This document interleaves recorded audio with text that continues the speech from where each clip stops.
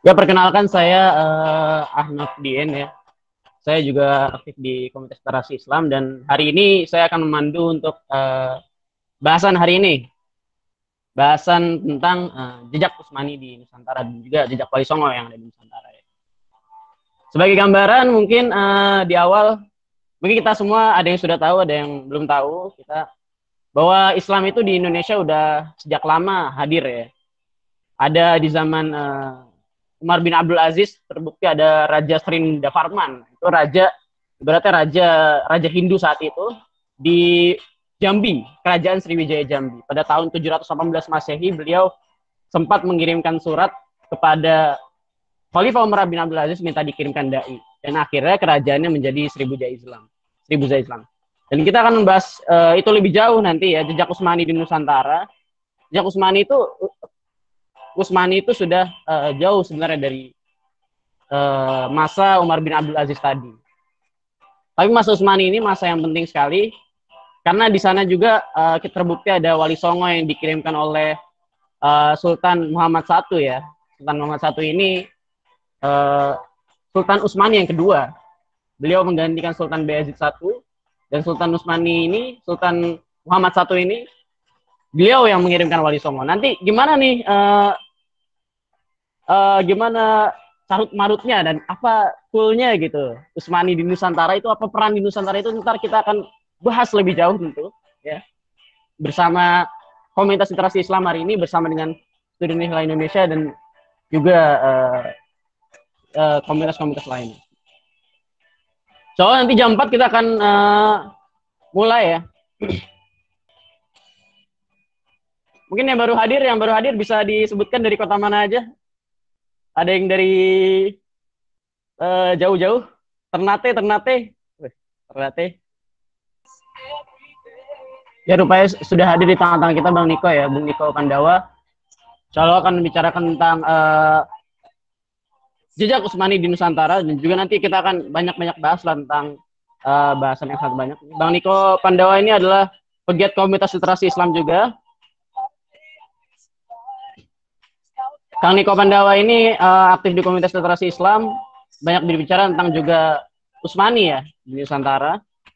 Beliau baru-baru ini sedang ada proyek yang tadi saya bilang, proyek film Jejak Utsmani di Nusantara yang nanti juga akan tayang di channel Komunitas Literasi Islam. Ini Bang Niko belum diaktifin sepertinya suaranya ya.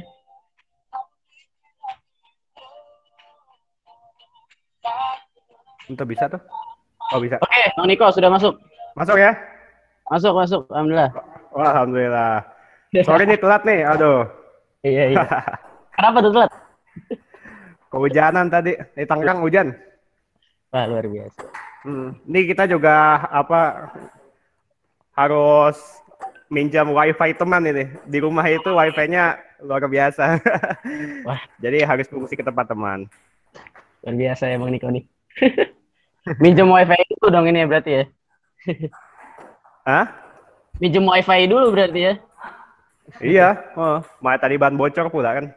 Ya, makanya mohon maaf lah kita telat dikit. Ya, waduh, ya telat dikit. Oke. Tapi nggak apa-apa ya.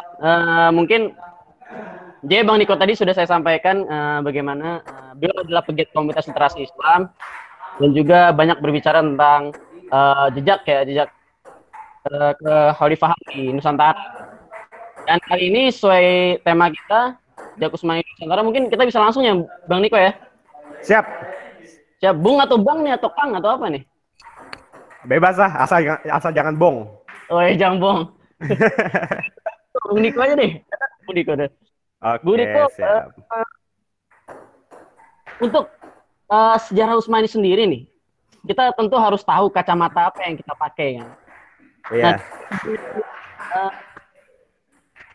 Sebenarnya pendekatan atau kacamata seperti apa yang harus kita jalankan dalam memahami sejarah Utsmani di Nusantara?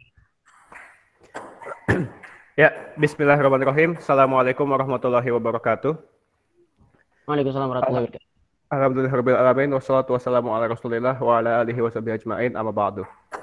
Ya, terima kasih kepada kawan-kawan ya yang sudah bergabung di pertemuan kita yang online ini.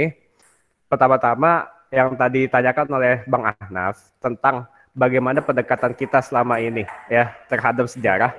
Sebenarnya kalau kita ya, saya pribadi di film ini itu tuh ingin menawarkan sebuah perspektif baru ya, ingin menawarkan sebuah perspektif baru tentang sejarah Islam di negeri kita ya, sejarah Islam di negeri kita. Kenapa? Karena kita ini selama puluhan tahun ya, semenjak puluhan tahun pasca kemerdekaan itu senantiasa disuguhi oleh kajian sejarah yang ya, yang dia itu terlalu Indonesia sentris ya, Indonesia sentris. Nah, mungkin para pendahulu kita berpikir demikian untuk menandingi pendekatan sejarah yang dulu dilakukan oleh orang Belanda ya, yaitu pendekatan sejarah yang dia berupa Eropa sentris gitu. Tapi ya saat ini kita sadari bahwasanya kecenderungan atau tren yang hari ini mendunia atau global itu adalah internasionalisme ya gitu. Jadi globalisasi ya, globalisasi. Jadi masyarakat dunia itu sudah muak disekat-sekat oleh batas-batas yang dia itu artificial ya, yang dia itu dibuat-buat apalagi oleh para kolonialisme begitu. Nah, kita langsung buka-bukaan saja bahwasanya salah satu garis batas sekat ya yang dulu dibuat oleh penjajah adalah nasionalisme begitu. Nah, nasionalisme inilah yang telah memecah belah berbagai macam manusia menjadi sebuah entitas politik yang berdiri sendiri. Padahal sebelum adanya kolonialisme, mereka semua itu bersatu. Ya, misalkan kita bisa ambil contoh kayak Kesultanan Aceh. Ya, Kesultanan Aceh itu waktu zaman Iskandar Muda, Sultan Iskandar Muda itu luar biasa luasnya. Ya, sampai ke Semenanjung Malaya begitu, Semenanjung Malaysia. Nah, saat ini kan Aceh, Sumatera dan Malaysia itu dipisah ya, dipisah karena mereka itu yaitu dipecah belah oleh nasionalisme. Sama kasus kayak India dan Pakistan ya, India, Pakistan itu daerah-daerah di Syam, di daerah Levan ya, ada Lebanon, Suriah, habis itu Jordan, Palestina tentu. Nah, itu kan awalnya merupakan satu kesatuan, tapi sekarang pecah belah karena ikatan nasionalisme. Nah, di sini kita ini harus memandang sejarah ya. Kalau kita ini mau jernih ya dengan ikatan kita yang sejati ya, kita kan ini menyandang identitas ya, selain sebagai orang Indonesia juga sebagai umat Islam ya. Umat Islam, ikatan keumatan itu tidak memandang ya batas-batas nation state begitu. Tapi umat Islam itu merupakan sebuah umat yang worldwide ya, yang global, jaringannya melampaui sekat-sekat nasionalisme, dan inilah yang harus dijadikan sebagai cara pandang baru dalam memandang sejarah. Jadi misalkan gini, sebagai contoh ya, waktu kita sekolah kita itu nggak pernah diajarin tentang bagaimana sejarah perjuangan umat Islam di Brunei misalkan ya. Sejarah perjuangan umat Islam di Filipina melawan penjajah Spanyol dan Amerika. Nah, atau kita itu nggak pernah diajarin perjuangan umat Islam di Negeri Sembilan, di Penang ya, di Pahang ya, habis itu di mana lagi, di Sabah, di Sarawak gitu ya. India, Pakistan, apalagi jauh banget. Itu nggak pernah terbayangkan oleh kita. Kita hanya diajari dengan sejarah-sejarah yang sifatnya itu nasional, yang hanya terbatas dari Sabang sampai Merauke. Apakah itu karakteristik ya karakteristik umat Islam? Ya. Tidak, umat Islam itu luas ya. Dan inilah yang kita mau hadirkan begitu ya.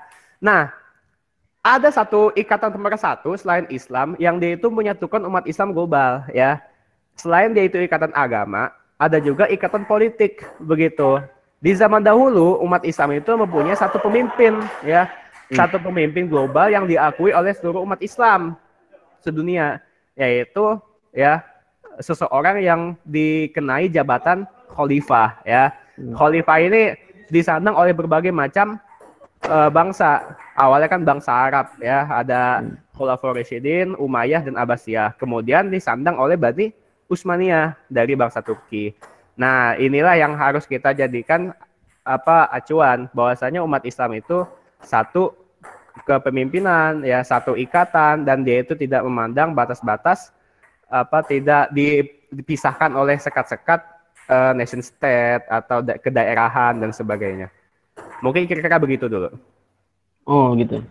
Berarti yang disampaikan Niko ini pentingnya memakai pendekatan ya yang tadi umat Islam karena punya sifat global yang satu kepemimpinan itu, maka harus berdasarkan itu berarti ya, Niko ya. Yap, begitu. Berarti ini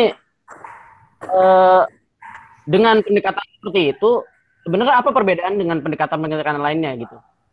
Apa yang perbedaan mendasar yang menjadi perbedaan dengan pendekatan-pendekatan lainnya? Seperti kata Bung Niko tadi, mungkin di awal mungkin sejarah Indonesia banyak dilihat dari Indosentris gitu ibaratnya. Apa perbedaannya sebenarnya?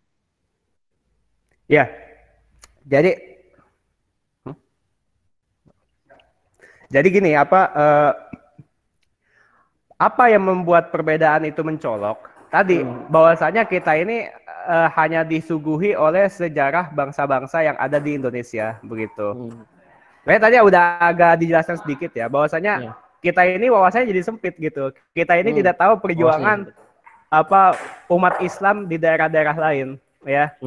Paling banter kan kita waktu dulu tuh diajarin SKI ya, sejarah kebudayaan Islam. Itu di zaman-zaman penjajahan ada 3 kerajaan besar ya, ada Turki, ada Safawiyah ya di Iran, dan ada juga Mongol di India. Tapi itu semuanya hanya dijelaskan secara brief ya, secara briefly, secara singkat, tanpa nggak jelas gitu. Dan guru-guru sejarah kita juga seringkali ngelewatin. Saya dulu waktu di SMA juga nggak dapat banget itu ya, tentang kayak gitu-gitu ya. Padahal ini semua penting untuk kita ketahui ya. Nah, mungkin nanti akan kita diskusikan bagaimana aplikasi daripada pendekatan sejarah yang bersifat internasionalisme ya, internasionalisme Islam begitu. Sehingga umat Islam ini di Indonesia itu tidak merasa sebagai umat Islam yang terasingkan ya, sebagai umat Islam yang tersendiri gitu loh. Iya. Gitu, sehingga nggak perlu muncul ntar yang namanya kayak Islam Nusantara ya, Islam Jawa, Islam Kalimantan, Islam Sumatera, nggak usah ya. Islam itu tidak perlu dibatasi dengan sekat-sekat kedaerahan atau sekat-sekat nation begitu, tapi dia itu merupakan satu ya, umatan wahidah. Nah, kira-kira begitulah. Iya. Ternyata apa yang disampaikan Bung Niko nih luar biasa. Jadi memang wawasan kita jadi sempit ya setelah adanya sekat-sekat nasionalisme ini, dan kita akhirnya memandang dengan pandangan umat sentris ini, berarti kita Indonesia ini bukan terasing gitu ya, sejarah Islam Indonesia ini tidak terasing dan tidak terpisah dengan sejarah Islam di dunia saat itu. Lalu yang kedua, Bung Niko, untuk masuk ke tema nih, apa sebenarnya yang Utsmani kan, apa sebenarnya yang dimiliki Utsmani sehingga punya daya pikat tersendiri dalam sejarah Islam di Nusantara? Apakah karena penaklukan Konstantinopel atau Khalifah yang lain? Apa? Ya, jadi apa yang menyebabkan kan kita tahu ya dulu ya, waktu abad ke-16 itu kepemimpinan umat Islam beralih ya dari tangan dinasti Abbasiyah menuju tangan dinasti Utsmaniyah begitu ya. Khalifah Selim pertama dia itu menaklukkan Mesir ya, kemudian menguasai wilayah Timur Tengah ya, Mesir, Hijaz, Syam, Irak dan sebagainya, sehingga dia itu jadi khalifah. Nah, kepemimpinan Utsmaniyah itu sebenarnya kan gini loh, dinasti Utsmaniyah itu kan sudah berdiri jauh sebelum Selim ya. Sultan Selim pertama itu hidup sekitar abad ke-16, tahun 1500 awal ya. Sementara dinasti Utsmaniyah itu sudah ada semenjak tahun 900-an, 1000-an ya, dan sebagainya. 1200-an begitu. Tapi ya, dari awal dinasti Utsmani itu berdiri ya, didirikan oleh Utsman bin Ertugrul sampai zamannya Sultan Selim pertama ya, itu tuh Utsmani itu tidak dipandang ya, baru dipandang sebagai khalifah begitu ketika dia itu menaklukkan Mesir ya mengambil alih gelar khalifah dari tangan dinasti Abbasiyah tahun 1517 begitu. Nah, ini menyebabkan prestis Utsmaniyah itu menjadi naik ya, menjadi naik dan dia itu mulai diakui oleh umat Islam di seluruh dunia, termasuk umat Islam di Asia Tenggara ya, dari Yaman sampai Nusantara begitu. Nah, inilah yang menyebabkan Utsmani itu mempunyai daya tarik sedemikian kuat ya dengan kaum muslimin di negeri kita di Nusantara ya. Nah, tapi semua itu ya itu juga terjadi karena Utsmani itu juga berhasil merealisasikan janji daripada Nabi Shallallahu Alaihi Wasallam ya berkenaan dengan penaklukan Konstantinopel ya. Bahwasanya kan waktu di Madinah dulu Rasul pernah bersabda ya, la tutahanal Konstantinia fala ni'mal amiru amiruha wala ni'mal jais dalikal jais ya. Bahwasanya Konstantinopel, ibu kota Romawi Timur itu akan ditaklukkan ya. Sebaik-baik pemimpin adalah pemimpin yang menaklukkannya dan sebaik pasukan adalah pasukan yang menyertainya begitu. Nah, wilayah Konstantinopel ya itu juga dulu dikenal sebagai Romawi begitu. Dan sehingga Sehingga ketika Al-Fatih, Sultan Muhammad Al-Fatih itu menaklukkan Konstantinopel ya, itu akhirnya prestis Utsmani menjadi naik. Sehingga orang-orang di Nusantara ya itu kerap kali kalau kita belajar hikayat-hikayat, tambo-tambo ya, ada cerita-cerita rakyat, itu banyak sekali muncul istilah Sultan Rum ya, Sultan Rum ya, atau di Jawa disebut sebagai Sultan Ngerum begitu. Nah, itu yang menyebabkan Utsmani itu mempunyai daya tarik yang demikian kuat dengan umat Islam di seluruh dunia, khususnya di wilayah Asia Tenggara di Nusantara. Jadi ada dua ya. Yang pertama adalah gelar khalifah ya yang disandang oleh para pemimpin Utsmani ya, gelarnya sebagai Khalifatul Muslimin, Amirul Mukminin ya.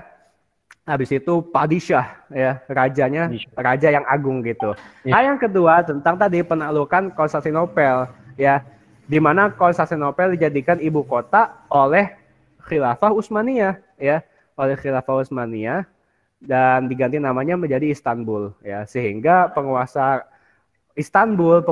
Konstantinia itu digelari sebagai Sultan Rum, penguasa Romawi gitu, penguasa Romawi yang Islam, kira-kira begitu.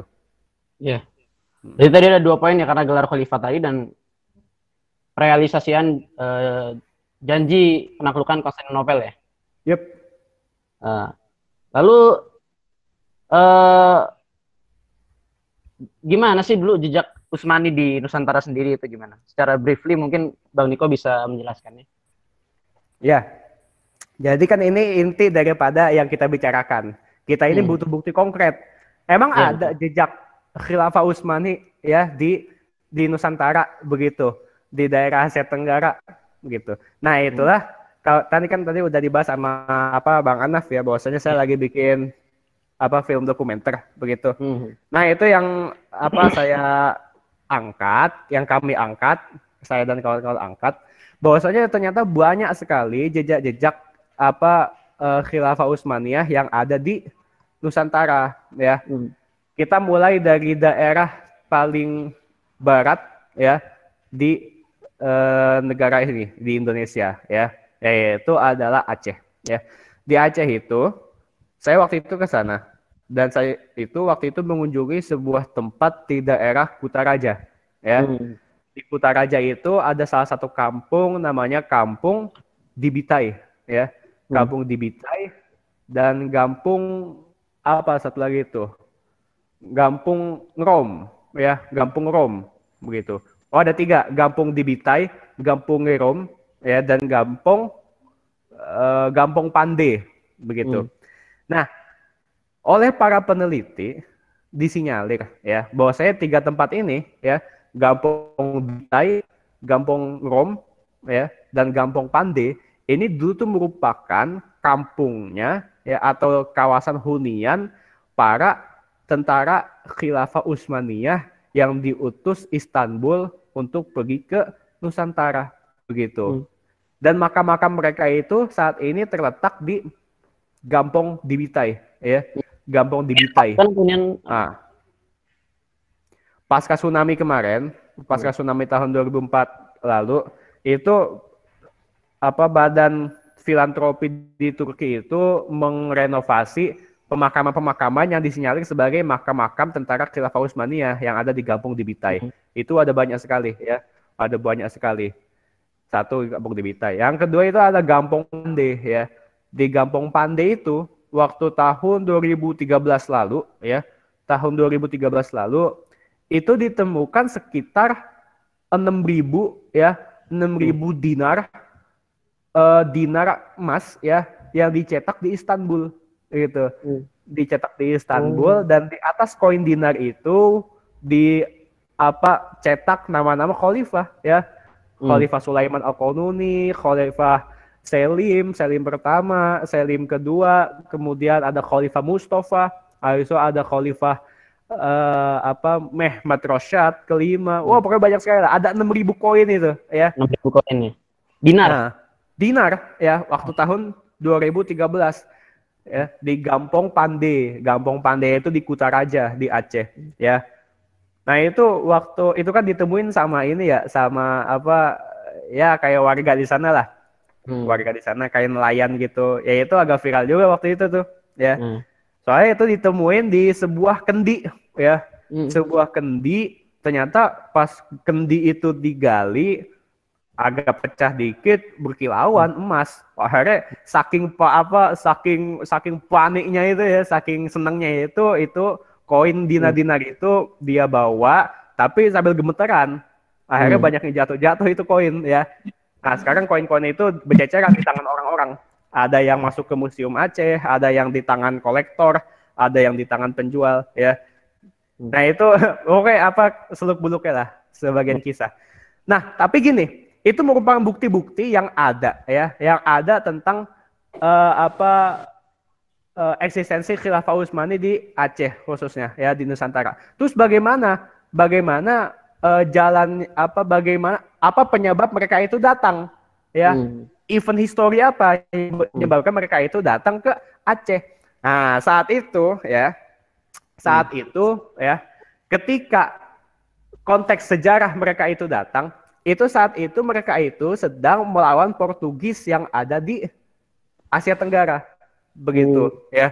Jadi kan kita tahu bahwasanya Portugis itu datang ke Nusantara ya setelah mereka itu menemukan jalur rempah-rempah ya. Mereka datang itu menaklukkan India tahun 1509 ya. Itu menaklukkan Malaka tahun 1511. Nah, di Malaka itu Portugis itu bikin yang namanya pusat kekuasaan yang mereka gunakan untuk mengendalikan, untuk memonopoli perdagangan di Nusantara ya. Nah, tentu eksistensi Portugis ini sangat mengganggu kesultanan-kesultanan yang ada di Asia Tenggara ya. Samudra Pasai mereka runtuhkan, Kesultanan Malaka mereka runtuhkan. Akhirnya apa? Pasca Samudra Pasai itu runtuh ya, muncullah satu kekuasaan baru di ujung Sumatera, yaitu Aceh. Nah, Aceh bersama kesultanan-kesultanan di Asia Tenggara secara serempak, baik itu Kesultanan Demak ya, Kesultanan Johor ya, Kesultanan Ternate, habis itu ada Kesultanan Gujarat ya, itu juga kekuasaan di Sri Lanka, di Bengali ya, di Afrika Barat begitu, di Yaman juga. Itu mereka semua itu bersatu padu ya, sama-sama barengan menyatakan baiatnya kepada Khalifah Utsmaniyah yang saat itu berkuasa di Istanbul begitu. Sampai hari ini ada sebuah surat di Topkapı Sarayı ya, di Istana Topkapı di Istanbul, di mana surat itu panjang sekali dan dia itu merupakan surat yang ditulis oleh Sultan Aceh yang namanya Alauddin Riayat Shah Al-Qohar ya. Alauddin Riayat Shah Al-Qohar. Nah, Sultan Al-Qohar ini itu menulis panjang sekali itu ya surat, dan saya baca ya, dan dia itu menyatakan dengan terang baiatnya ya, baiatnya kepada Khalifah Utsmaniyah begitu. Bahwasanya Sultan Aceh ya, Sultan Alauddin Al-Qohar itu bilang begini kepada Sultan awalnya ini baiat ditujukan kepada Sultan Sulaiman Al-Qanuni ya. Tapi waktu itu Sultan Sulaiman itu wafat, kemudian digantikan oleh anaknya. Akhirnya yang menjawab itu anaknya. Nah, Sultan Aceh itu bilang begini ya. Wahai ya, wahai Padishah. Padishah itu gelar Sultan Utsmani ya, dari bahasa Persia, sinonim khalifah lah ya. Wahai Padishah, janganlah engkau anggap saya ini ya, hambamu yang berkuasa di tanah Aceh ini itu sebagai penguasa yang independen, sebagai penguasa yang merdeka berdiri sendiri. Enggak gitu. Tapi anggaplah saya sebagai bawahanmu yang setia, bawahanmu yang miskin, rendah ya, taat gitu dan sebagainya. Dan terimalah saya sebagai gubernur gitu. Terimalah saya sebagai gubernur dari kekuasaanmu gitu. Yang tiada berbeda dengan gubernur-gubernurmu di wilayah Aden, di wilayah Hijaz ya, di wilayah Yaman dan sebagainya. Nah, itu merupakan pernyataan baiat Sultan Aceh ya, yang kemudian diikuti oleh penguasa Sri Lanka, penguasa Maldives ya, penguasa Gujarat gitu, penguasa Bijapur di India semua itu, penguasa Bengal, penguasa Mombasa di Afrika Barat ya, dan sebagainya ya.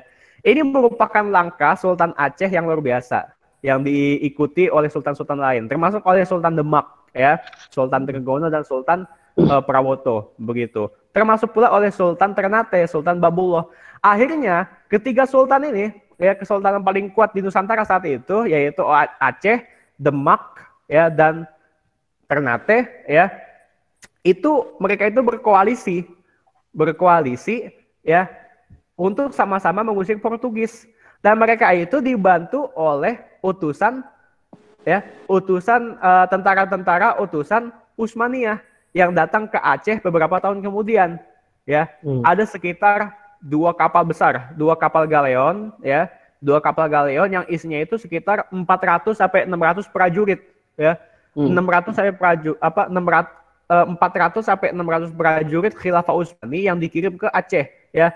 Nah, ini tentara, isinya itu ada janissaries ya, ada ahli senjata, ahli meriam dan sebagainya, ahli bom dan sebagainya ya. Nah, mereka ini dipecah ya. 400 orang itu dikirim untuk sama-sama bergabung melawan Portugis yang ada di Malaka bersama Sultan Aceh ya. Sisanya itu dikirim ke Jawa dan ke Ternate begitu. Ada tentara-tentara Utsmaniyah yang dikirim ke Ternate ya. Itu membantu Sultan Babullah ya, Sultan Babullah Datuk Syah gitu di Ternate untuk melawan Portugis sampai Portugis itu hilang selama-lamanya di Maluku begitu.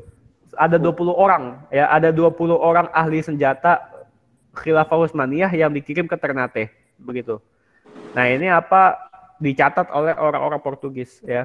Dan ternyata orang-orang Utsmani ini juga pergi ke Brunei, juga pergi ke Filipina gitu. Jadi luas gitu cakupannya loh. Ya, luas sekali cakupannya. Mereka ini semua bersatu padu melawan Portugis yang yang menyerang Nusantara saat itu ya. Bahkan Spanyol juga ikut dilawan ya. Nah, tentu kalau mau dibeberin semuanya ini nggak cukup di ruangan ini ya. Iya. Itu merupakan periode paling awal dan paling gemilang hubungan antara kaum muslimin di Asia Tenggara ya dengan khalifah di Istanbul begitu ya. Dan ini merupakan catatan sejarah yang jelas walaupun masih banyak belum diketahui oleh orang-orang, tapi insya Allah seiring waktu berjalan akan terangkat lah gitu ya. Dan sebenarnya banyak sekali catatannya gitu, banyak sekali.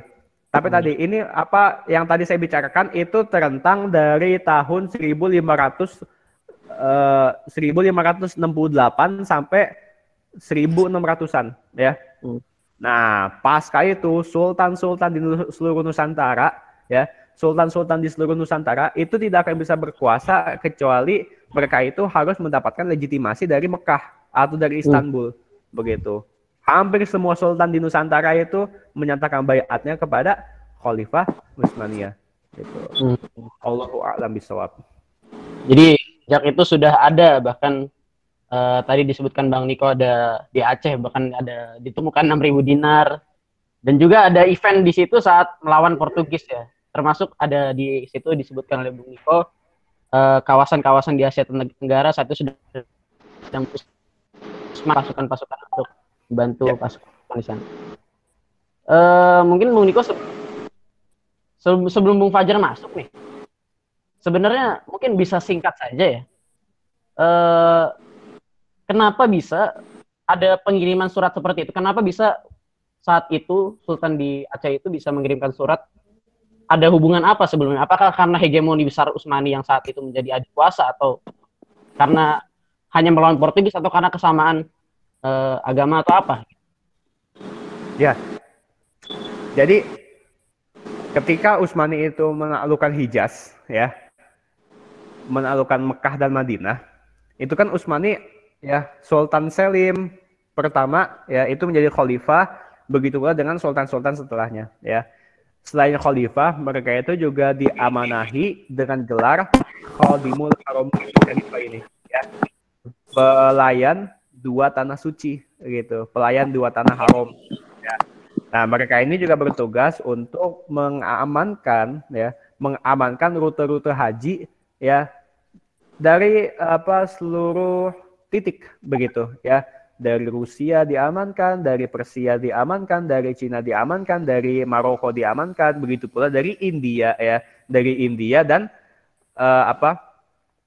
Nusantara begitu. Akhirnya harus diamankan rute haji ini ya. Dan bahkan demi mengamankan rute haji ini, itu Sulaiman Al-Qanuni itu sampai ngirim surat langsung ke Raja Portugis ya, Raja Portugis. Nah itu ditantang perang, ditantang berkelahi. Ente nih kalau ganggu jamaah haji terus nih, ya ayo kita perang gitu, kita perang, nggak ada kata lain selain perang. Nah itulah yang akhirnya yang membuat tentara Utsmaniyah itu rela membantu kaum muslimin di Asia Tenggara. Dan tentu ini merupakan aplikasi daripada sistem Islam ya, konsepsi Islam yang memandang umat Islam itu sebagai umatan wahidah ya, bukan umat yang terpecah sendiri-sendiri begitu. Walaupun Aceh, walaupun Ternate itu jaraknya itu luar biasa menurut ukuran zaman dahulu ya kan harus naik kapal tuh, harus naik kapal layar dan sebagainya, berbulan-bulan itu perjalanan, tapi itu tetap dijabanin oleh khalifah ya untuk mengirim pasukan ke sana begitu ya. Dan ini yang nggak kayak sekarang lah, ketika umat Islam yang dekat dari sini aja kayak Myanmar ya itu menderita ya meminta tolong dan sebagainya, ya kan nggak ada itu negara-negara Islam yang bergerak ya. Bahkan yang dekat-dekat kayak Bangladesh, Malaysia dan Indonesia itu nggak ada yang bergerak gitu, karena emang dari segi konsepsi pemahaman tentang hubungan internasionalnya itu sudah sudah beda dengan Islam begitu, sehingga tidak bergerak. Tapi itu dulu ya, kalau dulu tuh beda sekali begitu. Nah itulah yang membedakan Islam, konsepsi internasionalisme dalam Islam dengan konsepsi yang ada sekarang yang dimayoritasi oleh konsepsi kebangsaan, nation state dan sebagainya. Oh berarti karena latar belakang konsepsi sistem yang berbeda ya dengan konsep nation state ya, terutama ya. Karena hubungan Islam saat itu memang atas dasar Islam itu. Nah, terima kasih Bung Niko sudah mendampingi selama setengah jam ini. Alhamdulillah bersama kita Bung Fajarudin. Mungkin Bung Fajarudin bisa di-unmute suaranya. Bung Fajarudin. Ya. Assalamualaikum, Mas. Oke, mantap Bung Fajarudin. Gimana kabarnya Bung Fajarudin? Alhamdulillah.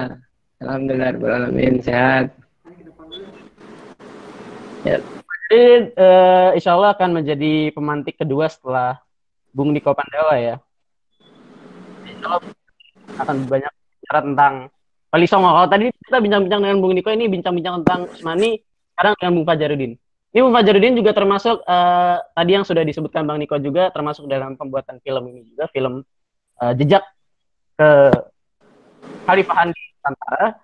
Dan kali ini kita akan bahas-bahas tentang Wali Songo bersama beliau. Siap Bung Fajar, siap? Siap, Bung. Ya, siap. Oke. Mungkin tidak, Bung Fajar tidak bisa. Wali Songo itu punya peranan penting lah di terkaitan dengan Islamisasi Nusantara. Bisa dijelaskan nggak terkait peranan penting apa sebenarnya Wali Songo ini dalam hal perkembangan Islam di Nusantara? Iya. Assalamualaikum warahmatullahi wabarakatuh.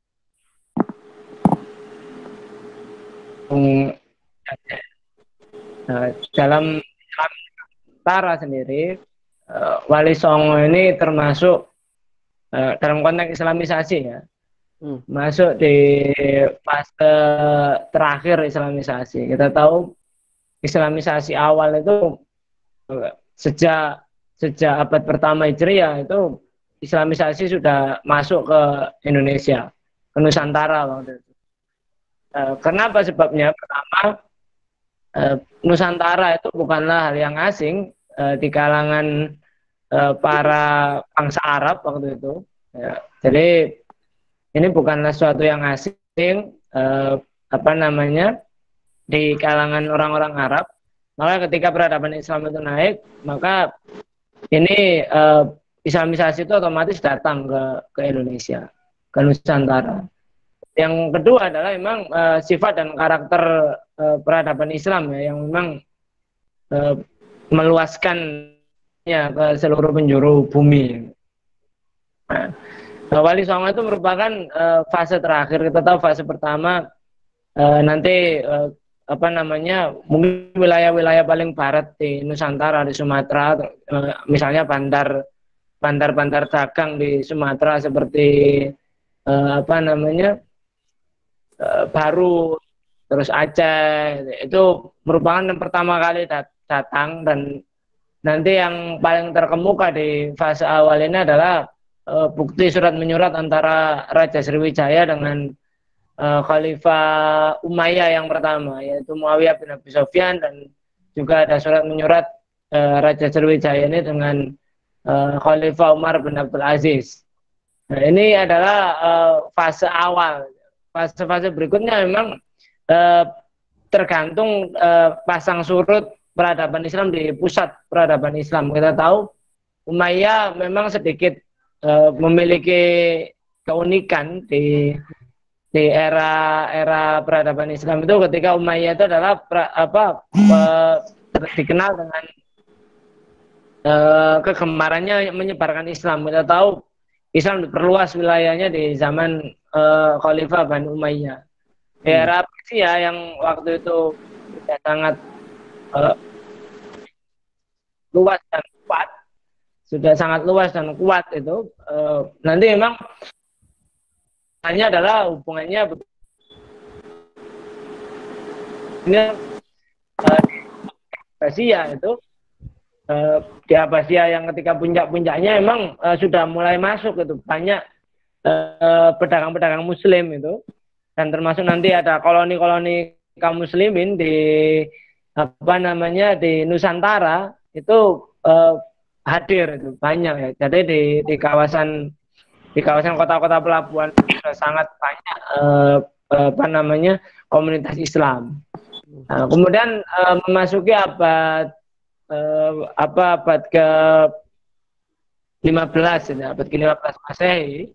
Nah, inilah mulai ada satu fase yang memang luar biasa, yaitu datangnya para ulama ke Jawa. Ya. Jadi memang di abad itu Nusantara sudah sebagian besar, bukan sebagian besar ya, hanya seperempatnya saja yang waktu itu Islam itu sudah sangat kuat, yaitu di wilayah Sumatera dengan adanya kesultanan, dengan adanya institusi politik ya, kesultanan di situ, yang itu memang dicatat oleh salah satu pengelana dunia, bukan hanya salah satu, ada dua, di catatannya Marco Polo, pengelana asal Italia juga tercatat, dan juga di catatannya Ibnu Battuta, pengelana Muslim di abad itu.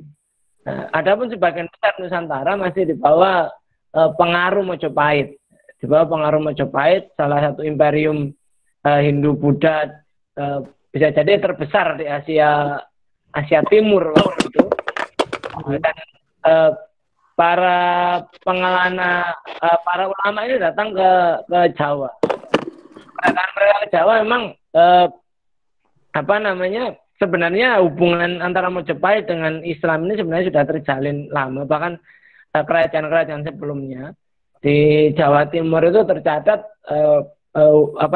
komunitas Islam pertama di Jawa Timur itu tercatat sejak zaman masa Raja Erlangga. Raja Erlangga itu di era kerajaan Medang Kamulan itu, sampai kemudian di zaman pergantian kerajaan ke Kediri, terus ke Singosari, ini komunitas Islam sudah ada. Jadi ya ini sudah yang lumrah. Para ulama yang datang ini mereka memang sedikit lebih islamisasinya lebih masuk ke dalam, lebih intens, lebih cerdas, dan terutama memang mereka lebih terorganisir, yaitu adanya suatu kutla ulama. Nah, sebenarnya istilah Wali Songo ini awalnya memang nggak dikenal. Istilah Wali Songo ini muncul di zaman Mataram Islam, Kesultanan Mataram Islam.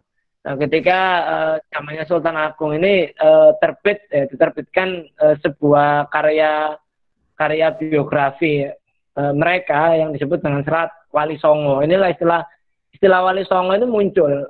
Sebenarnya bukan Wali Songo ya, bukan Wali Songo 9 ya, tapi dari kata wali sana, wali yang mulia. Nah, sedangkan di antara mereka sendiri memang tidak ada nama. Tidak ada namanya. Tapi buktinya ada, bukti ada itu ditemukan satu di Keropak Ferrara.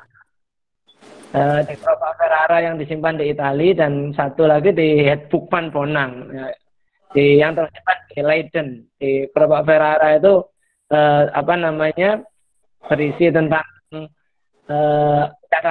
catatan rapat di zaman Maulana Malik Ibrahim, dan satu lagi Hetboekman Bonang itu catatan rapat para wali ini di era Sunan Bonang di Tuban. Jadi itu fase awal ini, fase Wali Songo itu pentingnya di situ. Jadi tadi disampaikan Bung Fajar, ini mohon maaf yang masih belum di mute, suaranya terdengar sampai sini, mungkin bisa di mute. Iya. Sekali. Agak sedikit mengganggu. Sedikit mengganggu ya. Jadi tadi disampaikan Bung Fajar, jadi Wali Songo itu ibarat seperti penyempurna ya, apa yang sudah saat itu Islam sudah menjadi tren sendiri, maksudnya sudah ada fase-fase sebelumnya, dan Wali Songo datang di fase Islamisasi di Nusantara itu. Jadi sebenarnya proses Islamisasi apa yang dilakukan oleh Wali Songo terhadap Nusantara ini, Bung Fajar? Iya, yang waktu itu kita tahu bahwa di itu kita gambarkan Nusantara tidak hanya meliputi Indonesia sekarang, meliputi tadi betul kalau di kajiannya sebelumnya Bung Niko itu meliputi Malaysia dan Brunei dan Filipina hari ini. Ya, kita tahu bahwa 3/4 itu dalam pengaruh Mojopahit, dalam pengaruh ya, bukan kekuasaan, karena gambaran Mojopahit yang menguasai Nusantara itu sebenarnya itu hanya gambaran politis beberapa tokoh di awal-awal kemerdekaan Indonesia, terutama. Nah, jadi Mojopahit sendiri menguasai hanya wilayah Jawa Timur dan Jawa Tengah sekarang.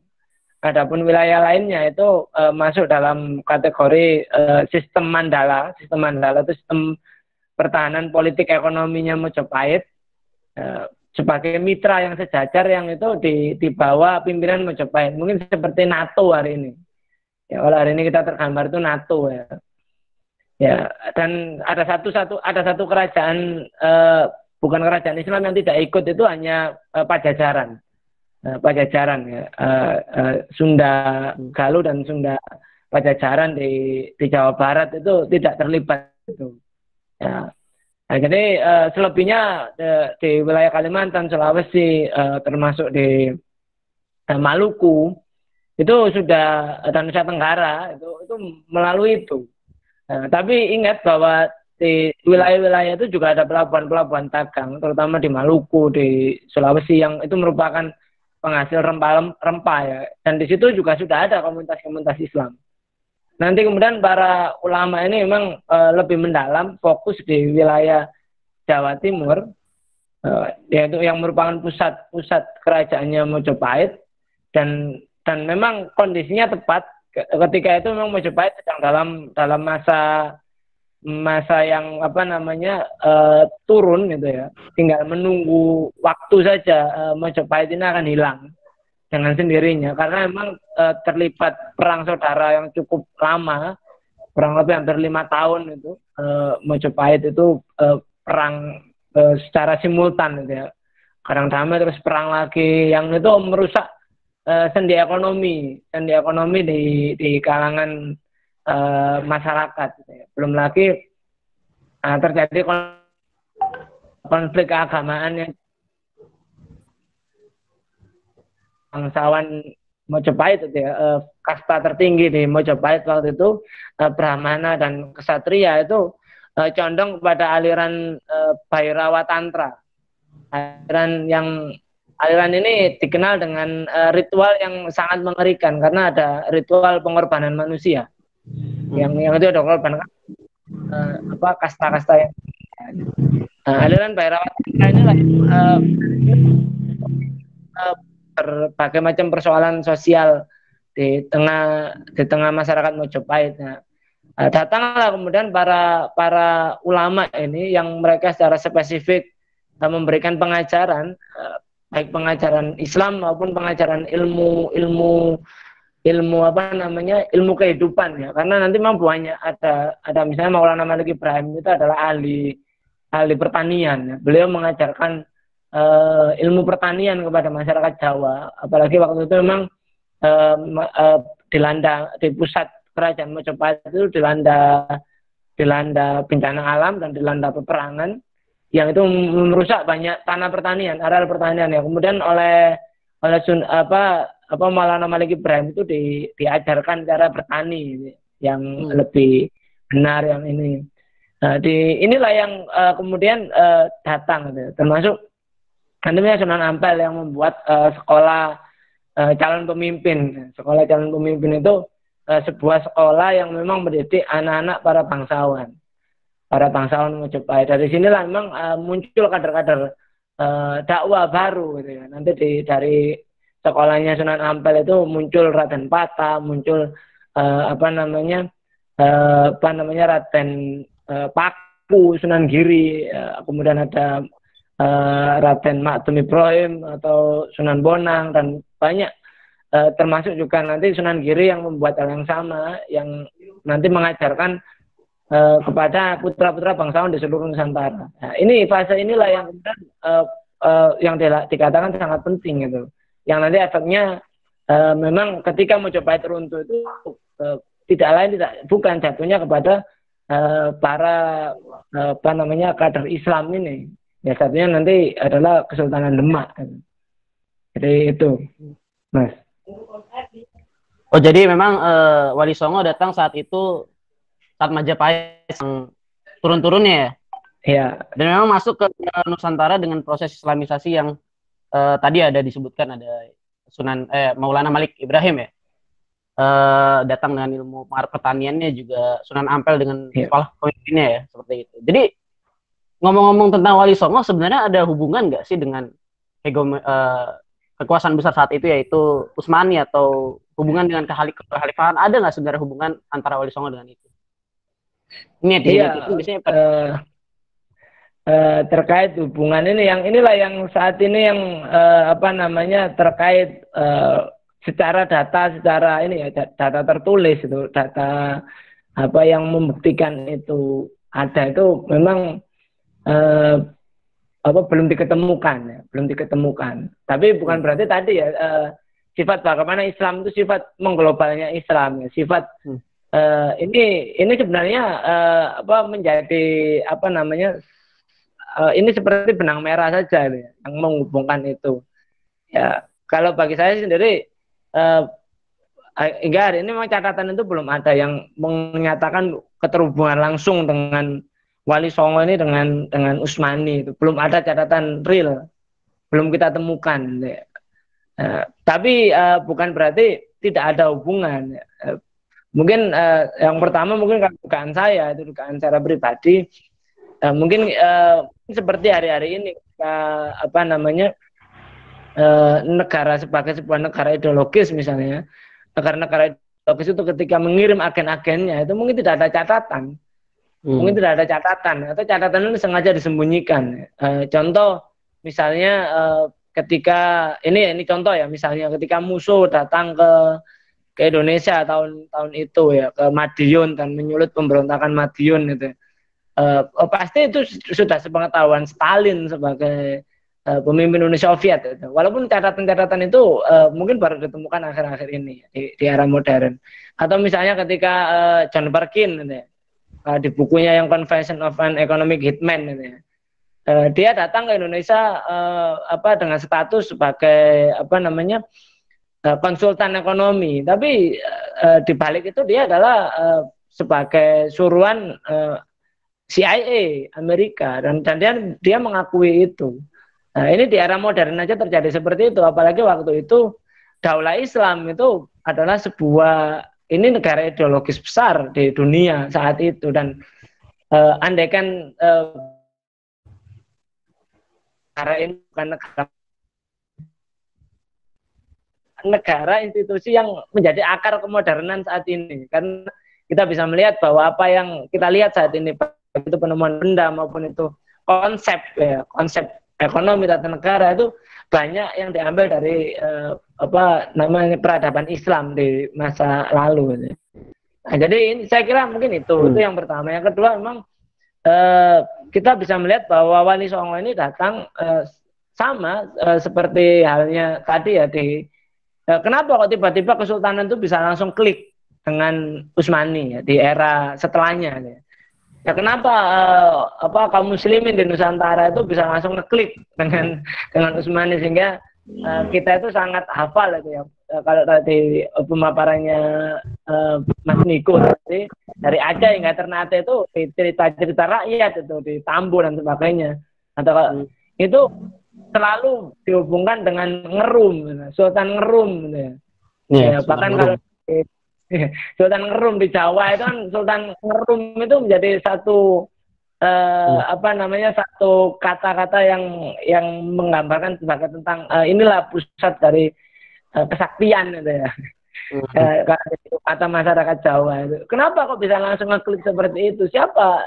Tentu kader utamanya adalah para ulama inilah yang mengenalkan mereka. Karena itu peran ulama itu menjadi peran yang sangat sentral dalam Islam Nusantara dan dalam nanti penjagaan Islam di Nusantara hingga era memasuki era modern ya. Hingga memasuki era modern hingga kita mengenal kata Indonesia. Dunia kan Nusantara. Ini peran ulama inilah yang menjaga kesinambungan hubungan itu, yang mendidik masyarakat, yang mendidik para pemimpin, yang termasuk memperkenalkan ini. Maka Wali Songo ini bisa jadi termasuk kader utama yang mengenalkan itu. Ya, walaupun bukti catatan apakah Wali Songo ini terlibat langsung atau tidak, apakah disuruh langsung ada tanda tangannya khalifah di surat pengangkatan mereka itu hari ini belum kita temukan. Tapi ya mungkin ini bisa menjadi semacam pemicu kalau mungkin teman-teman di luar sana ingin meneliti lebih lanjut ya. Contoh yang paling mutakhir di era sekarang kan apa yang dilakukan Profesor almarhum Profesor Rikloff itu ya. Bagaimana beliau berhasil mengungkap setelah meneliti cukup lama, berhasil mengungkap yang menjadi penengah ketika perjanjian Giyanti antara Pakubuwono IV dengan Pangeran Mangkubumi. Yang ternyata memang benar-benar Usmani ya. Padahal sebelumnya orang ini mungkin dianggap sebagai orang setengah legenda gitu. Yeah. Sosok nyata atau tidaknya itu tidak apa terbukti orang ini benar-benar utusan Utsmani yang dikirim oleh Sultan Utsmani ke Jawa waktu itu. Nah, terkait Wali Songo jadi mungkin ada teman-teman yang ingin meneliti lebih dalam, meneliti naskah di luar sana, mungkin bisa jadi akan ditemukan itu keterhubungan ini. Ya mungkin itu bisa. Jadi disampaikan Bung Fajar terkait pertanyaan hubungan Wali Songo dengan kekhalifahan termasuk Utsmani ya. Memang secara bukti belum ditemukan, tapi secara benang merah ya, kalau bisa saya sampaikan, saya simpulkan, secara benang merah memang karena globalnya umat Islam saat itu ada hubungan penting antara Wali Songo dan juga kekhalifahan, meski dia belum ditemukan. Betul, Bung Fajar ya? Ya. Ini ada pesan tadi, selamat berbuka ya. Di Indonesia ada itu, subhanallah. Indonesia Timur dan Indonesia Tengah sudah berbuka. Kita belum. Jakarta dan sekitarnya tadi masih belum ya? Bandung juga belum. Bandung juga belum sama ya. Ya jadi memang karena perbedaan waktu ini, tapi semoga kita masih bisa mendengarkan di sela-sela puasanya ya. Ini Bu Fajar sangat luar biasa ya temanya saat ini. Lalu Bu Fajar, pertanyaan selanjutnya mungkin Wali Songo saat itu tadi disampaikan Bung Fajar punya peranan mengkader berbagai lapisan elemen masyarakat termasuk dari pemimpin, juga ya berperan sebagai kader utama Islamisasi Nusantara saat itu. Sebenarnya Bung Fajar, contoh-contoh apa sih mungkin apakah saat itu Utsmani menjadi semacam semacam itu Wali Songo itu saat itu menjadi semacam penasihat kerajaan Islam Nusantara atau apa sebenarnya contoh-contoh yang menggambarkan peran ulama dalam mendidik Nusantara?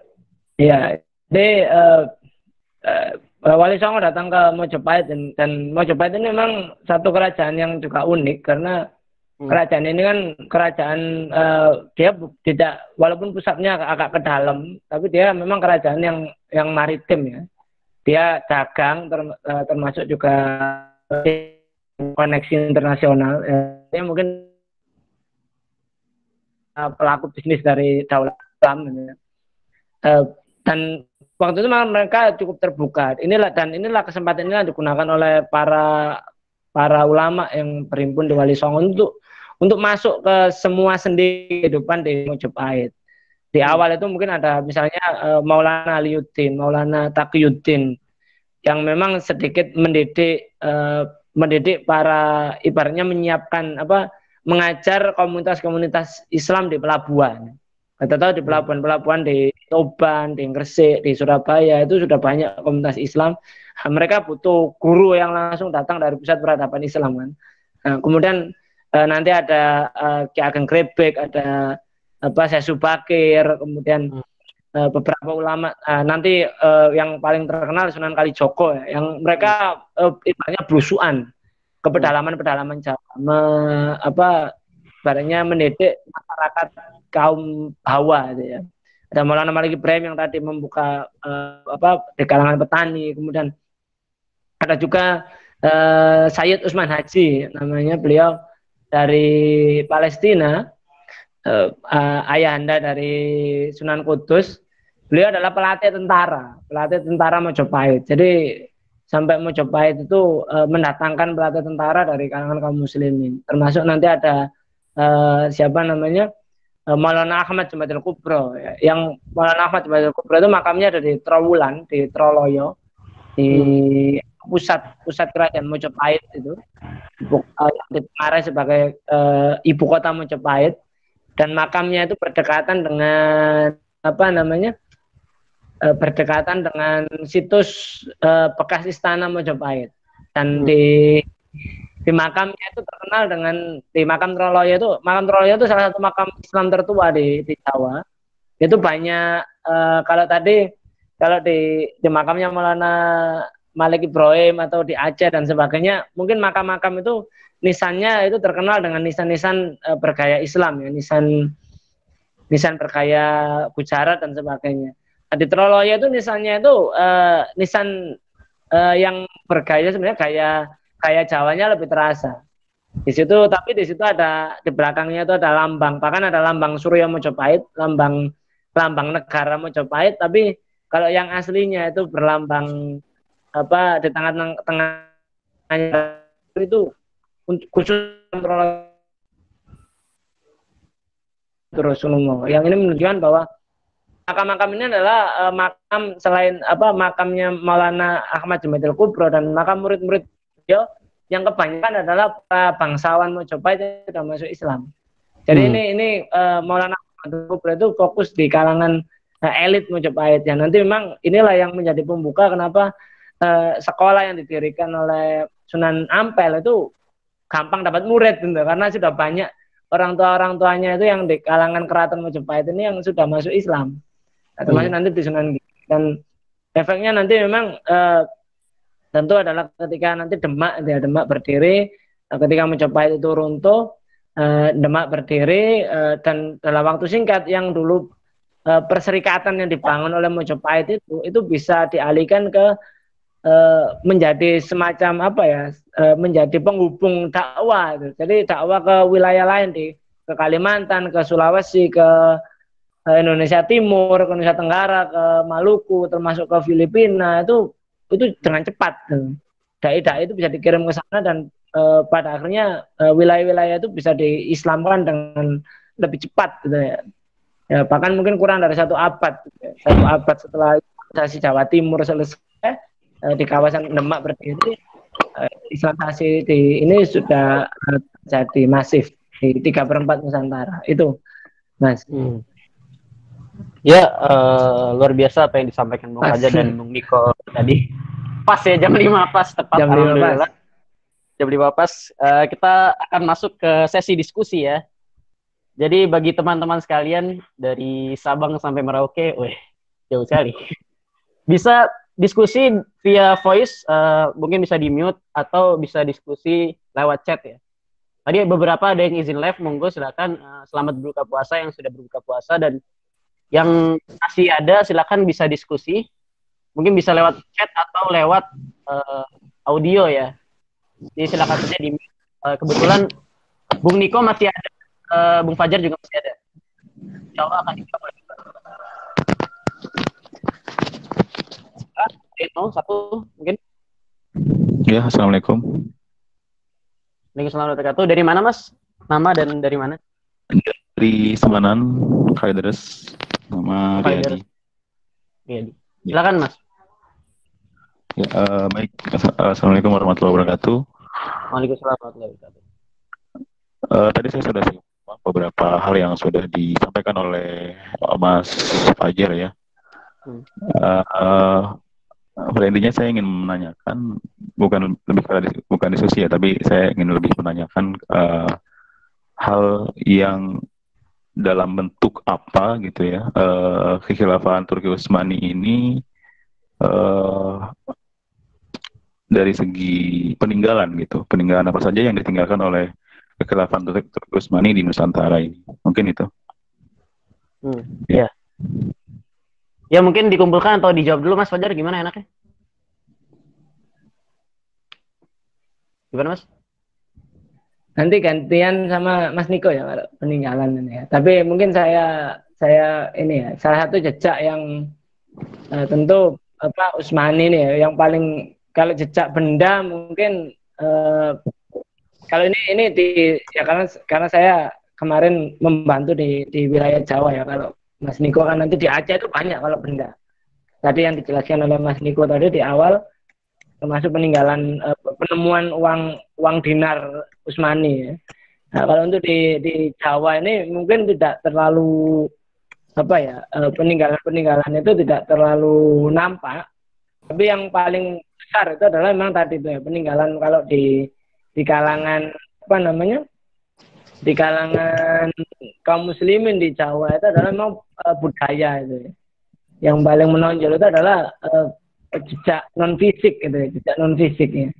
Jadi nanti hingga bahkan mungkin hingga perang di Ponorogo, hingga perang di Ponorogo itu berapa abad ya. Jadi dari 1400-an di era Wali Songo hingga perang di Ponorogo 1800 itu ini terasa.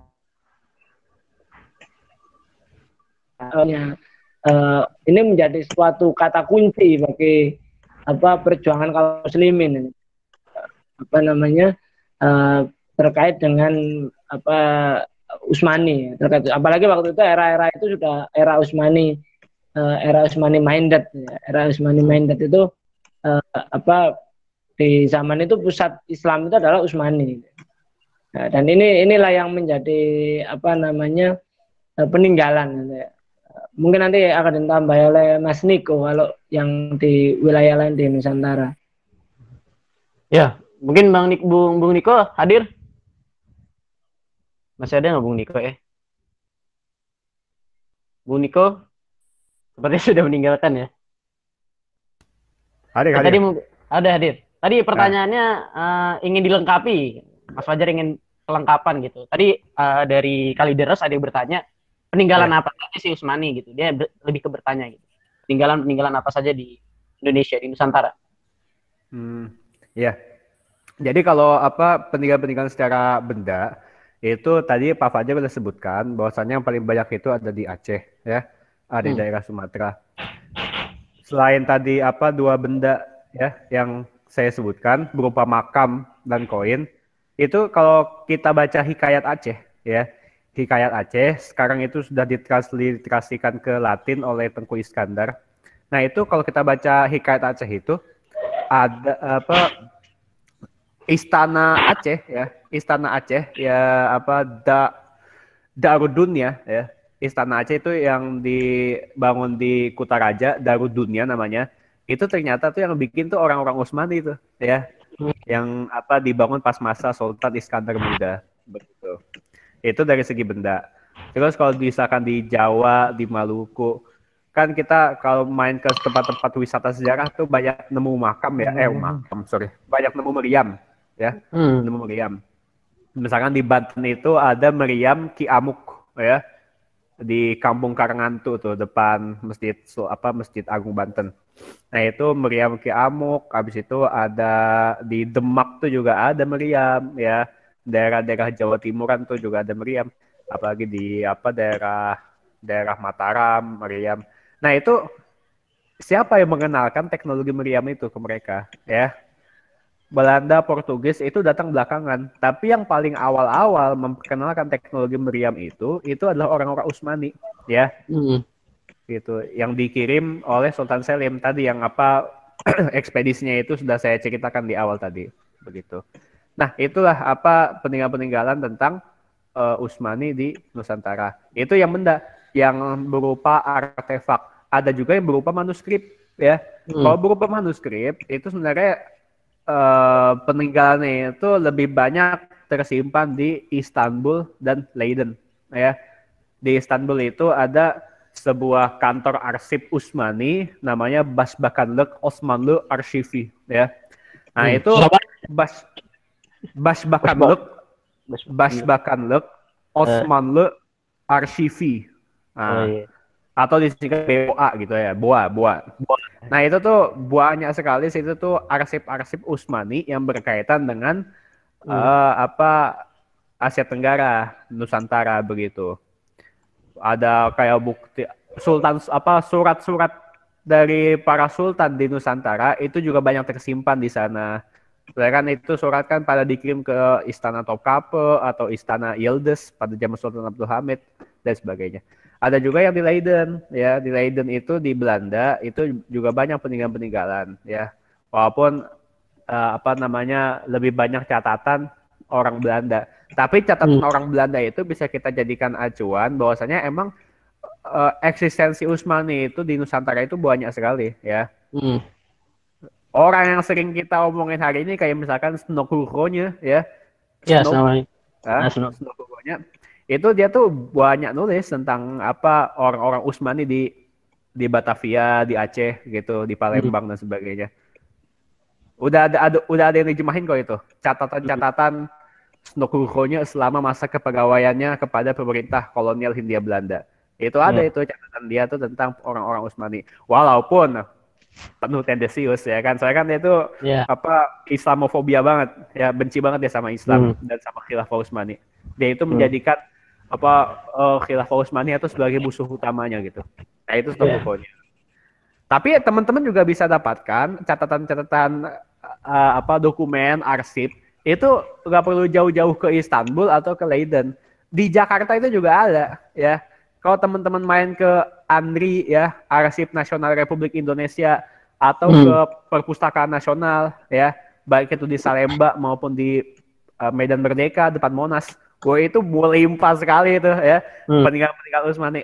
Contoh saya waktu bikin penelitian tentang koran-koran dulu tuh, saya waktu itu neliti koran-koran terbitan Syarikat Islam ya, yang terbit sekitar masa-masa Perang Dunia Pertama. Ternyata ya di koran-koran Syarikat Islam itu Konsul Utsmaniyah di Batavia itu banyak bikin artikel ya, banyak ngirim artikel ke koran-koran Syarikat Islam begitu, ke koran Syarikat Islam, ke koran-koran Cina ya, ke koran-koran apa orang-orang Arab di Batavia dulu, bahkan ke koran orang PKI di Semarang gitu. Itu ngirim itu Konsul Utsmani yang namanya Revet Bey ya, nulis tuh artikel-artikel tentang untuk meraih dukungan masyarakat Hindia Belanda saat itu atau masyarakat Nusantara kepada Khilafah Utsmaniyah selama masa-masa Perang Dunia Pertama. Wah, melimpah sekali itu. Jadi sampai sekarang kita bisa menemui catatan itu artikel-artikel tulisan Konsul Utsmani di Batavia, di Perpusnas ya, Perpusnas Salemba dan sebagainya. Banyak. Ya tadi Bung Niko tuh kalau mau main deket ya mungkin ke Andri atau ke yang deket-deket, tapi yang kalau yang ke Istanbul bayar dulu pesawat ya. atau enggak nambahin dikit nih, atau enggak kalau teman-teman orang Jakarta ke Tanah Abang tuh ya. Di Tanah Abang itu ada bangunan yang sekarang itu jadi museum tekstil ya. Museum tekstil. Nah, di museum tekstil itu ya, teman-teman bisa cari di Google Maps atau di Google.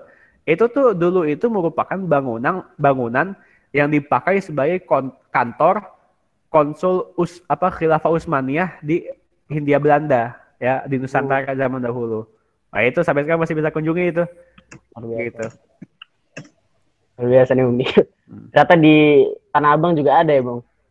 Ada. Itu peninggalan artefak. Ada tadi peninggalan artefak, peninggalan arsip. Bahkan peninggalan orang-orang ya, orang-orang keturunan yang keturunan tokoh-tokoh yang hubungan langsung sama Khilafah Utsmani itu masih ada sampai sekarang itu. Artinya bahkan menjadi tokoh-tokoh terkenal hari itu. Oh, iya. Contoh siapa contoh? Mungkin kasih tau gak ya? Atau nanti buat spoiler ya? Iya, ada ya spoiler. Saya kasih satu contoh dah. Ini menantunya Habib Rizik tuh. Menantu Habib Rizik. Menantu Habib Rizik, Habib Hanif Alatos. Dia itu keturunan konsul pertama Utsmani di Batavia. Luar biasa ya. Mantap lah pokoknya. Pokoknya erat banget lah hubungannya itu. Mantap ya. Banyak peninggalan-peninggalan itu. Mungkin kita bisa ke pertanyaan nomor 2 ya. Terima kasih Bung Niko dan Bung Fajar yang sudah menjelaskan tadi peninggalan-peninggalan Utsmani di Nusantara yang sangat banyak. Apalagi tadi Bung Niko menambahkan bahkan di tempat-tempat terdekat dengan kita ada tokoh-tokoh yang kita kenal juga mungkin ada itu peninggalan-peninggalan itu. Yang kedua nih Bung Fajar, mungkin Bung Fajar yang jawab nih. Kang, kalau saya mau baca buku tentang ini, ada nggak bukunya yang recommended? Kita kan juga konsentrasi pertanyaannya. Literasi. Kalau buku sejarah Islam di Indonesia itu memang tidak ada satu buku induk gitu yang ada. Memang terpisah-pisah, tapi sama seperti tadi yang dikatakan oleh Mas Niko itu buku-buku ini ada, bisa kita akses, bahkan ada yang berbahasa Indonesia, bahkan sudah ada yang dijual umum. Kalau misalnya dari sisi penelitian tentang Wali Songo misalnya, bisa ada bukunya Aceh Graf atau itu udah dicetak ulang ya. Kita ulang itu baru tahun 2020 ini. Berikutnya ada bukunya Pak Puji Saksono. Mungkin yang agak langka bukunya Pak Puji Saksono nih yang paling langka nih. Yang tentang konsep dakwah Wali Songo. Terus ini sebenarnya banyak deh. Itu tadi salah satu contohnya ya. Itu pun cukup kecil ya di Jawa. Nanti kalau di wilayah lain banyak. Nah, nanti kalau misalnya setelah lockdown ini sudah selesai mungkin bisa itu misalnya kalau ke mana di Aceh itu sangat lengkap gitu ya, di Museum Aceh termasuk sana juga menerbitkan buku-buku itu termasuk data-data artefaknya ada, itu ada buku-bukunya. Atau ke ANRI atau ke Perpusnas itu data itu ada melimpah. Ya. Nah, kita sedikit mau gerak gitu ya. Ya mungkin setelah lockdown itu bisa. Nah, itu kalau buku-buku. Buku bacaan gitu mungkin. Iya, buku bacaan ya. Buku bacaan itu seperti itu. Mau alam. Ya. Bung Niko mau tambah atau sudah? Cukup. Ya. Jadi pertanyaan selanjutnya alhamdulillah banyak sekali yang ditanya dari pertanyaannya. Sekarang saya mau tanya, apakah benar cerita mengenai penamaan Sunan Kalijaga itu benar? Yang membuat Sunan Kalijaga masuk Islam. Maksud saya, untuk mendapatkan suatu kebenaran Islam, apakah harus ada syarat seperti menjaga sungai selama 1 tahun? Nah ini apakah sejarahnya valid? Oke, Bu Fajar. Iya, ciri khas sastra Jawa, ya. Ciri khas sastra Jawa itu ya selalu dengan penggambaran istilahnya yang paling terkenal di sastra Jawa itu adalah tinggi menggunakan bahasa kiasan, menggunakan bahasa kiasan. Nah, jadi bahasa kiasan itu sering digunakan kalau misalnya nanti ada yang, karena dulu saya sedikit berinteraksi dengan materi kuliah bahasa Jawa di kampus ketika S1 itu. Jadi ini kiasan, jadi tidak seperti itu. Ya. Nah, nanti kalau di naskah-naskah Jawa itu nanti ketemu ceritanya modelnya kayak gitu-gitu gitu kan, kita juga kaget gitu. Sunan Kalijogo harus menjaga sungai berhari-hari gitu. Itu gimana itu konteks kekiniannya itu kan nggak masuk itu. Tapi ya itulah sastra itu. Sastra itu lebih banyak condong tadi itu ya. Ada lagi contoh misalnya ada satu tokoh muslimah terkenal di Jawa itu. Dia putri dari Raden Fata Raja Sultan pertama Demak, namanya Ratu Kalinyamat. Beliau ini seorang mujahidah, seorang tokoh muslimah terkemuka ya. Bahkan dijuluki Portugis sebagai mawar laut utara karena pernah mengirimkan 300 armada kapal untuk menyerbu Portugis di Malaka ya. Yang membiayai beliau. Sampai itu digambarkan di cerita itu bertapa telanjang.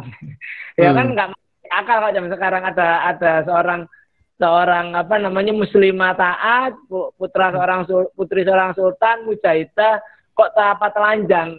Nah, itu kan itu kiasan yang menggambarkan bahwa orang ini tuh mengorbankan hartanya itu nggak hitungan itu, sampai bagi bayangan orang Jawa itu sampai seperti orang yang telanjang gitu loh, nggak hitungan, semuanya dikasihkan untuk perjuangan Islam. Nah ini sifat karakter tidak bisa kita dengan kacamata sekarang gitu loh. Ini orang ingin Islam disuruh jaga sungai itu bukan seperti itu sebenarnya. Mungkin ada makna-makna tersembunyi di situ yang ya memang kalau meneliti sejarah itu tidak bisa langsung di kacamata sekarang, terus memang harus memahami betul itu dari segi bahasa dan ininya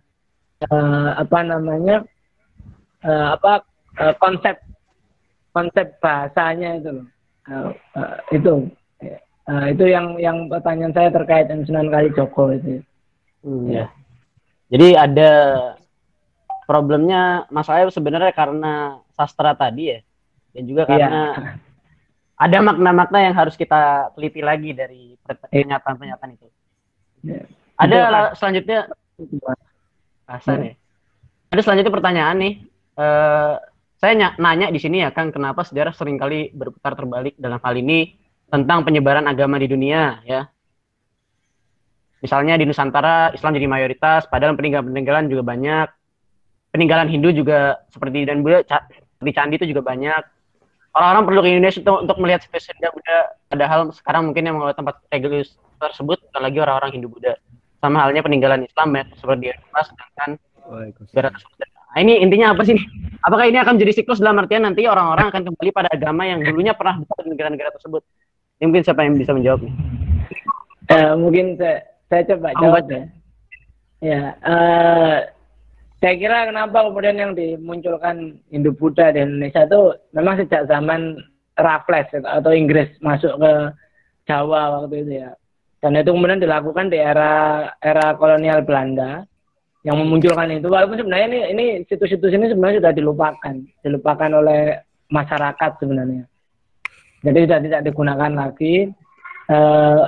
Berikutnya ya kalau di Eropa kenapa kok banyak peninggalan Islam di sana gitu. Sebenarnya itu kan juga dari sini gitu. Dari peninggalan Islam ada dari Nusantara, dari India. Coba kalau ke Oxford University atau ke museum pusat di Inggris itu ada memang benar-benar dari ibaratnya dulu dari istilahnya itu rampasan perang dulu. Ya, kita contoh berapa banyak itu harta Kesultanan Jogja yang dibawa, baik itu berupa arsip, harta benda yang dirampas oleh Inggris kita dan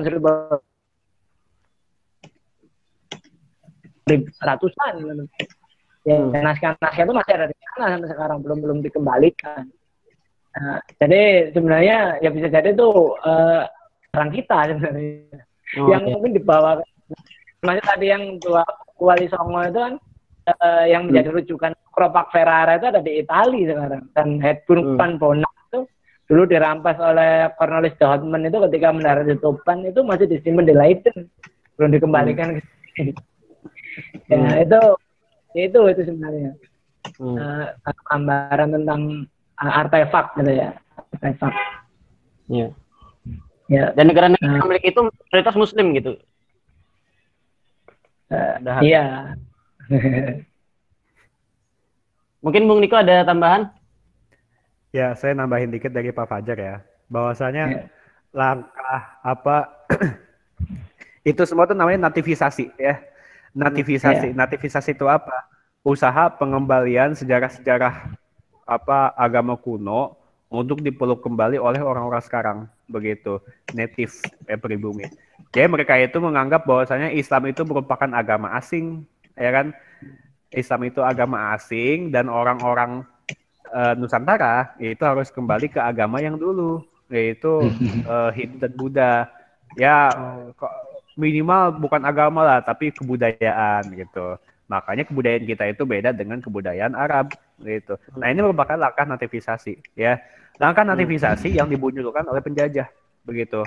Terutama tadi semenjak masa Thomas Ramphelt ya, Raffles.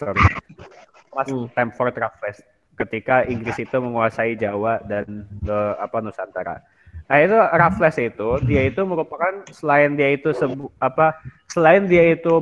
seorang administrator kolonial, dia itu juga seorang ilmuwan dan budayawan begitu. Dan dia tuh paham benar tentang sejarah-sejarah Hindu ya, kebudayaan India yang ingin coba dia gali kembali jejaknya di Nusantara saat itu. Ketika dia itu menemukan Candi Borobudur, ya Candi Prambanan itu dia ekskavasi itu, digali kembali. Akhirnya itu mempropagandakan kepada orang-orang bahwasanya ini loh identitas kalian yang asli, ya kan? Identitas kalian yang asli itu adalah Hindu, Bunda, ya peradaban Jawa itu adalah peradaban Hindu, gitu, bukan Islam, gitu. Islam itu adalah agama impor.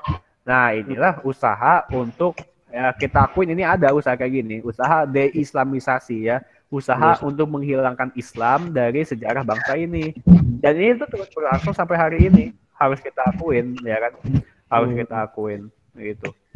Jadi mungkin begitu ya, ini merupakan usaha yang sudah berjalan semenjak masa kolonial. Apakah kita mau gini-gini terus ya kan enggak ya kan? kan enggak. Iya. Makanya kita ini harus kembali menghadirkan sebuah narasi sejarah yang baru, ya, yang berkiblat kembali kepada fakta sejarah yang ada, ya, didukung dengan pemahaman agama yang benar, gitu. Sehingga kita itu bisa mengembalikan kejayaan, keberanian, izzah, ya kan, kebanggaan para leluhur kita ketika kita dulu itu melawan para penjajah, ya. Orang-orang seperti Diponegoro, Imam Bonjol, Sultan-Sultan Aceh, Sultan-Sultan Ternate dan sebagainya, itu tuh mereka itu melawan para penjajah, para konkuistador itu dengan semangat Islam, ya kan? Bukan semangat Hindu, bukan semangat agama-agama dulu, tidak, ya. Tapi mereka itu berjuang untuk meraih kebahagiaan, ya, di akhirat dan sebagainya. Inilah sejarah leluhur kita yang soleh. Jadi leluhur kita itu bukan senantiasa yang perbuatannya nyiumpang, enggak, ya. Tapi leluhur kita itu soleh-soleh, ya. Kita itu harus bangga dengan hal itu. Nah, itulah. Jadi sejarah itu kan soal identitas, ya. Dan permainan identitas ini sangat seksi untuk dimainkan oleh para penjajah, begitu. Dan itu sangat berhasil, ya, dalam melumpuhkan ingatan kita tentang masa lalu, ya. Gitu kira-kira. Ya, luar biasa pertanyaannya, luar biasa juga jawabannya. Tadi disebutkan oleh Bung Niko, intinya ada langkah-langkah aktivisasi juga usaha-usaha deislamisasi yang sudah ada sejak zaman kolonial dulu, ya Bung Niko, ya. Yang untuk mengubur semua catatan sehingga kita berpikir bahwa agama-agama asal kita adalah Hindu-Buddha tadi. Luar biasa jawabannya. Mungkin bisa satu pertanyaan lagi. Kang tadi menyebut ada surat dari Raja Sriwijaya kirim surat ke Sultan Utsmani untuk belajar Islam. Gimana kelanjutan surat tersebut dan gimana tindakannya dari surat tersebut? Oh iya. Ini ya, terkait surat itu, ini bukti suratnya ada di Inggris, gitu ya. Kalau kelanjutan memang ada di catatan Cina. Bukti pengiriman dari Raja Sriwijaya itu pengiriman bukti ke Cina yang itu melibatkan ada salah satu petinya itu berupa budak berkulit hitam. Budak kulit hitam ini memang merupakan salah satu hadiah dari khalifah yang diberikan ke Sriwijaya, kemudian oleh Sriwijaya diberikan ke Cina. Nah, secara sebenarnya kalau mungkin nanti saya lupa bukunya apa ya yang mengupas ini. Nanti itu memang Azra. Nah, tapi yang lebih dalam lagi itu ada, Mas. Saya lupa masalahnya. Ini apa? Faruqi. Iya, Faruqi. To Letters of Khalifah.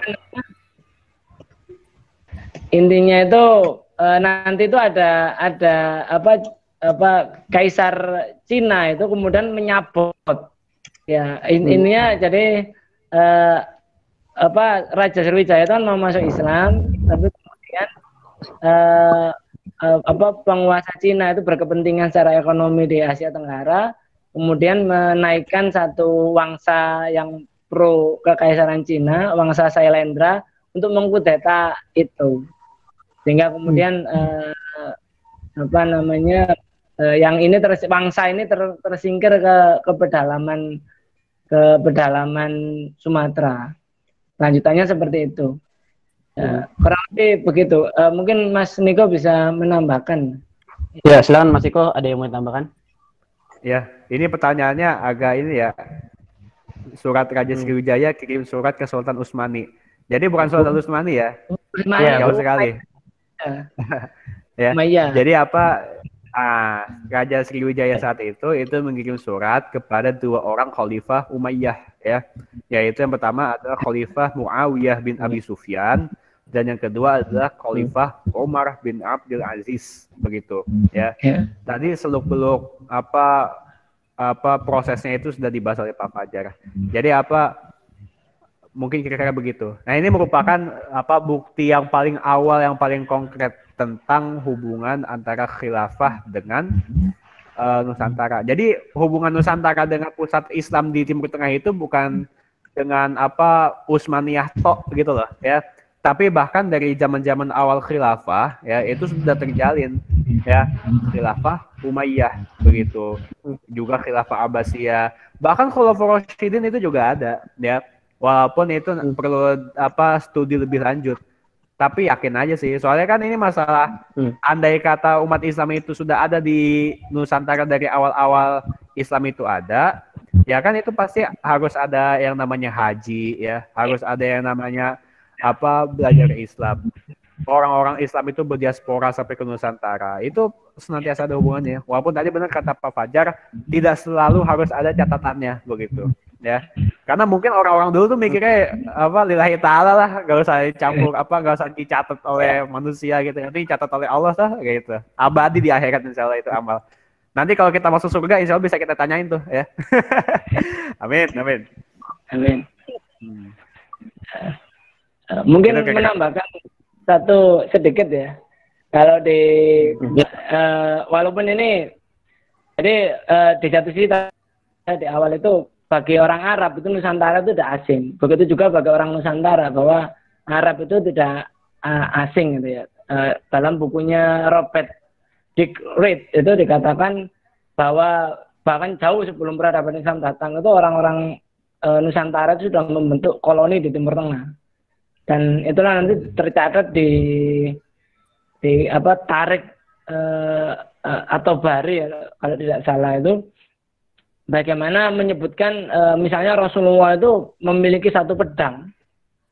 Yang pedang ini konon dibuat dari wilayah di Nusantara. Karena memang waktu itu salah satu apa namanya ekspor dagang Nusantara ke Arab itu tidak hanya rempah-rempah, tapi salah satunya itu tadi metalurgi, teknologi metalurgi. Termasuk juga di zaman Umar bin Khattab itu ketika pertama kali dibentuk apa namanya Darul majelis yang untuk ini loh Baitul Mal.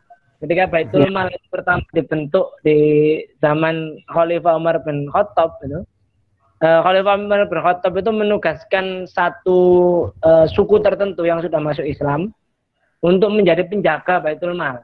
Ya, suku ini kenapa suku ini yang dipilih? Karena suku ini dikenal sebagai bela diri. Kita disebut dia salah Arab yang tinggalnya di pesisir Arab, dan mereka bukan orang Arab. Dugaan terkuat adalah ini adalah keturunan para koloni Nusantara yang tinggal di Timur Tengah, dan mereka memiliki keahlian ilmu bela diri tinggi. Ilmu bela diri tinggi kan kita tahu kalau zaman itu ya mungkin Nusantara mungkin silat gitu ya. Sehingga memang dipilih oleh Umar bin Khattab untuk menjadi penjaga Baitul Mal. Nah, ini menunjukkan fase-fase awal keterhubungan Nusantara dengan apa daulah Islam gitu ya. Mungkin itu tambahan dari saya. Nanti bisa dicek lagi di apa atau Bari ya. Ya. Ya, karena waktu juga sudah menunjukkan pukul 5:30 sore ya. Luar biasa ya, ternyata yang disampaikan pertanyaan-pertanyaan masih banyak belum terjawab. Dan insya Allah setiap Selasa kita akan nanti minggu depan ya. Yep. Bisa dijawab mungkin pertanyaan-pertanyaan tadi yang masih belum terjawab ya. Alhamdulillah tadi Bung Niko dan Bung Fajarudin sudah menyampaikan cukup banyak tentang jejak Utsmani dan jejak Wali Songo di Nusantara ini. Dan semoga harapannya kita bisa belajar dari sejarah Nusantara ini bahwa kita dulu punya sejarah Islam hari ini itu tidak bisa dilepaskan dari sejarah di masa lalu Nusantara, Islamisasi di Nusantara itu. Dan alhamdulillah terima kasih sudah hadir bersama kami di Google Meet kali ini ya. Insya Allah langkah-langkah untuk hadir di sini semoga dicatat sebagai pahala untuk menuntut ilmu ya. Ada yang bilang tadi diskusi menarik, terima kasih. Mungkin cukup sekian penutupan kali ini. Kami dari Komunitas Literasi Islam, saya Hanaf Dian bersama Bung Fajar dan Bung Niko pamit undur diri. Terima kasih. Assalamualaikum warahmatullahi wabarakatuh. Waalaikumsalam Waalaikumsalam warahmatullahi wabarakatuh.